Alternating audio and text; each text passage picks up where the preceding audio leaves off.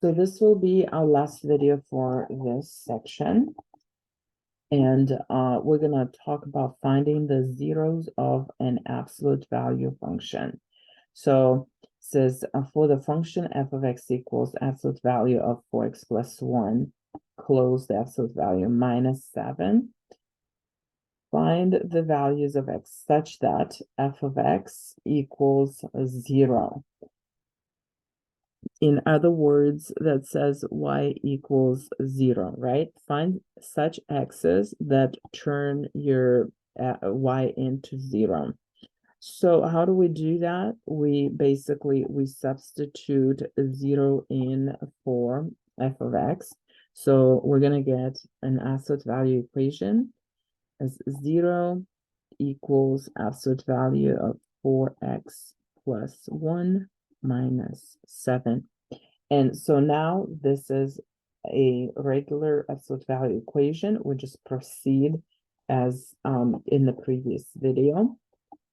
And what we're gonna do, we are gonna isolate. Remember, you need to isolate the absolute value first. So bring this 7 to the other side.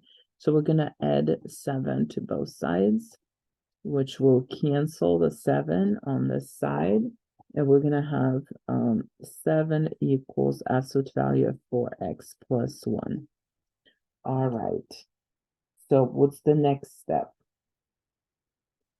What's the next step, you guys? I hope you're saying that you're gonna open up the absolute value and turn it into two equations. So this 7, there's 7 inside. The value inside could be positive, could be negative, right?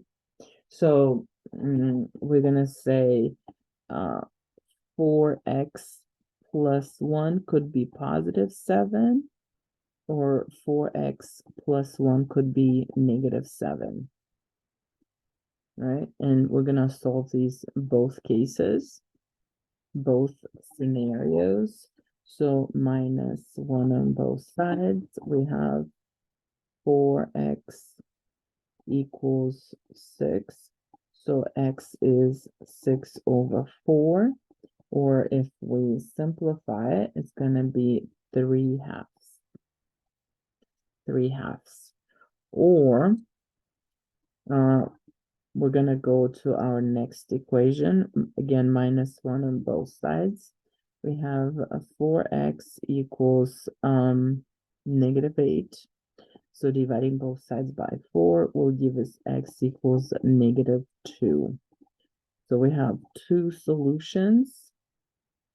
So x is either 3 halves or negative 2.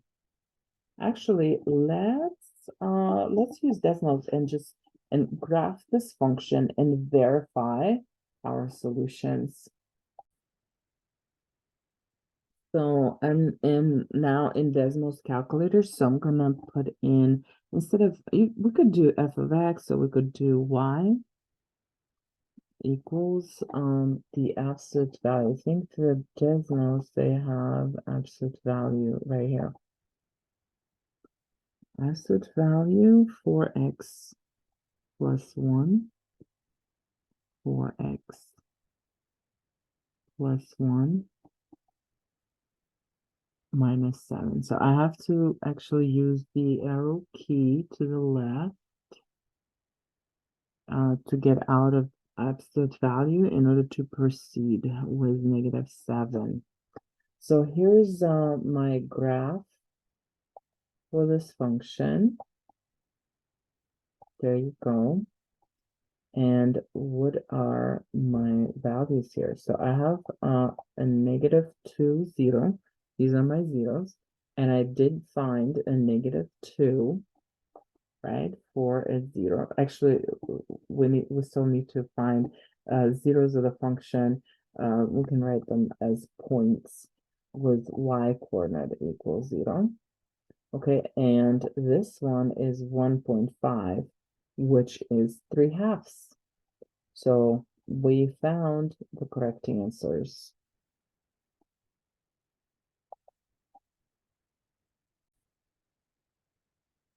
And now I'd like you to try to do it by yourself. Go ahead and try this exercise. It says for the function f of x equals absolute value of 2x minus 1, close the absolute value, minus 3.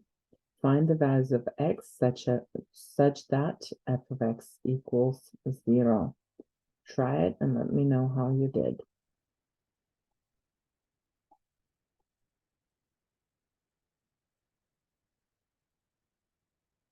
Pause here if you have to. And we're gonna take a look at our last question in the section. Says, should we always expect two answers when solving absolute value equation? Well, first of all, we already saw in this slide right here that no, we don't always have two answers. Sometimes we're gonna have one answer or no, not at all, no answers. But they also offered us to look at this equation. So try and solve this equation. It's a counter example. If we would think that yes, it always should have two answers, let's take a look at this equation and see if maybe we won't. So let's try it.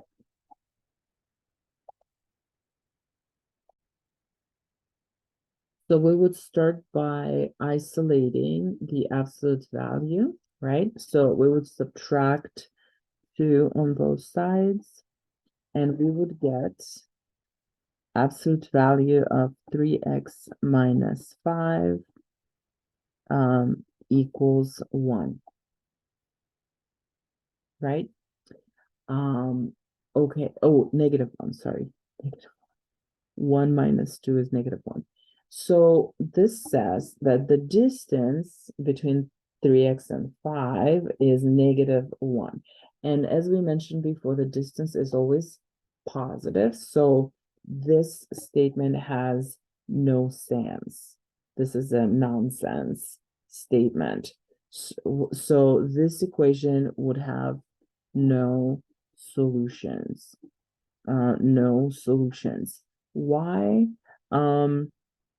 Because our b is less than 0. Remember in a couple of slides earlier we said that the requirement for b, it has to be positive or 0, not negative, cannot be negative. So here that b is negative. So this equation has no solutions.